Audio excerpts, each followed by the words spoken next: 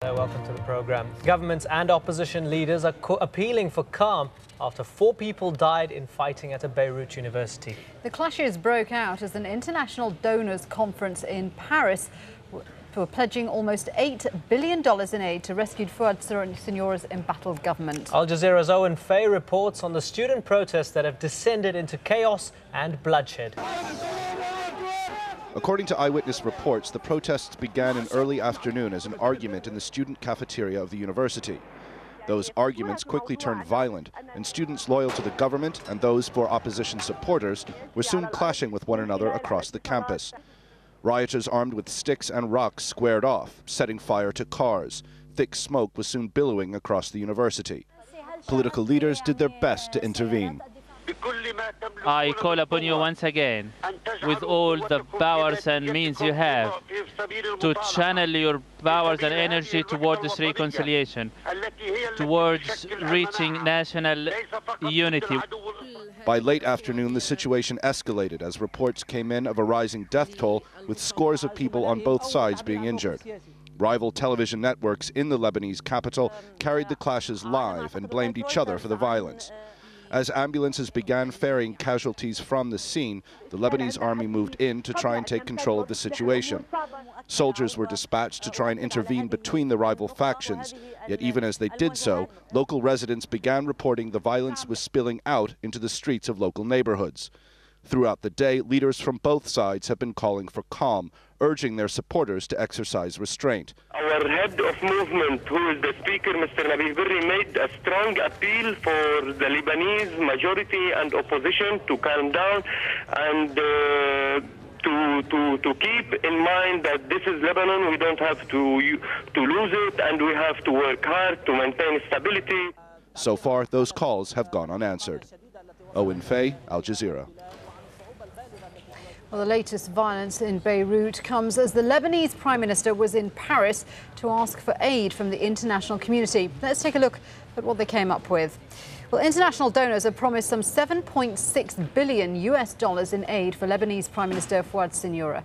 Saudi Arabia was the biggest donor, pledging over $1 billion in aid. And the United States promised $770 million, while France pledged $648 million. This conference is a show of support and an expression of faith in Lebanon and the Lebanese people. An expression of faith that is our vision of a prosperous, stable and democratic Lebanon that is shared by Lebanon's friends in the region as well as around the world. Zaina Khadra joins us on the phone from Paris now. Zaina, give us some insight into how Prime Minister Fouad Signora had to balance his approach in Paris and what was going on in Beirut with the violence on the streets. Well, Prime Minister Fouad Signora during the conference said he made clear that he was really satisfied with the outcome of the donors' conference. In fact, we managed just to speak to a Lebanese minister a short while ago, and he said that the $7.6 billion was much more than what they really expected.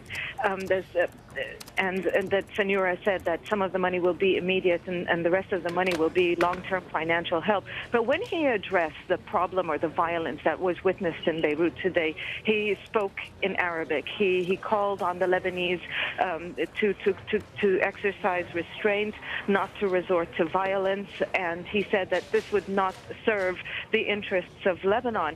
He did also express sorrow for the deaths and the injuries witnessed today, but it seemed that they wanted to downplay the violence because this conference was really important for them. Since the early hours of the morning, Lebanese officials have been saying that this really is essential for Lebanon. They need this money in order to avoid any sort of economic collapse in the country. Did the violence in Beirut only serve to emphasize the support that the big nations, the international community has for Fouad Signora and his government?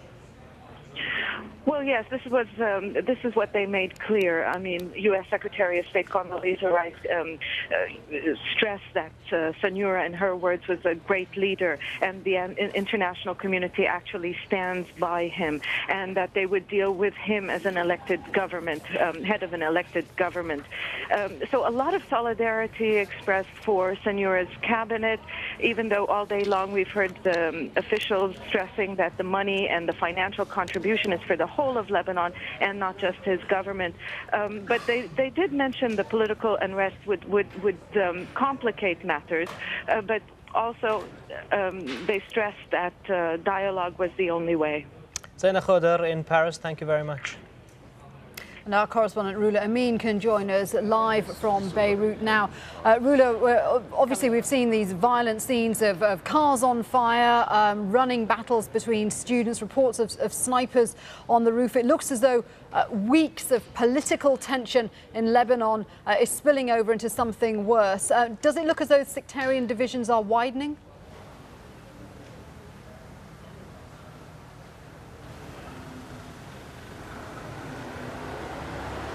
Rula Amin in Beirut, we seem to have some audio problems. I can hear you now. Me? I can hear you Excellent. now. Rula, I was asking, following all these scenes of violence in Beirut, does it seem as though after weeks of political tension in Lebanon that the sectarian divisions are widening?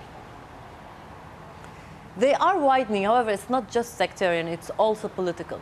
The good news we have for you is that now around the university area, it's quiet. There are no clashes, however, it's very tense atmosphere. And the army has deployed heavily, not only around that area, but in all the neighborhoods where there is potential for clashes. And we have been hearing reports that the leaders' calls on people to calm down, to exercise restraint, is having an impact, and people are going home now. We do know, excuse me for the now noise, we do know that Sayyid Hassan Nasrallah, the leader of Hezbollah, is now on Al-Manar TV, Hezbollah's own TV, addressing Lebanese. Saad al-Hariri, the head of the Future party, is also going to be on TV, on Future TV, addressing Lebanese. We are expecting both, urging people for more restraint, to and indeed, Rula, refrain from using Rula, any violence. Sorry to interrupt you, but as you say, Hassan Nasrallah is making a statement on the TV channel. We're going to cross to that live and listen to what he's saying now. Fuel provocation, it is meant only for the national interest, co-living, peaceful co-living, all in one, should observe the national legitimate and religious parameters and withdraw from the streets, and to maintain calm, self-control and self-restraint. We should leave the field to the Lebanese and security forces and the army to undertake the responsibility to contain the aggravating situation. Also, it is very important to point out that I reiterated over the past few days that very malicious plot is being conspired to Lebanon to push Lebanon into the civil war. It is too early to put responsibilities or blames back and forth, but through mass media and the statement released and documents that which party is swiftly resorting to arms, I also call upon the Lebanese army and the judiciary system to take swift and severe action against any party resorting to firearms or violence. We should avoid any attempts of rift or sedition. Many political powers cannot function without chaos. They are living on national sedition, as history has it. Here, I would like to warn that some of the political movements that they shouldn't be following the footsteps of other groups with bloody military history.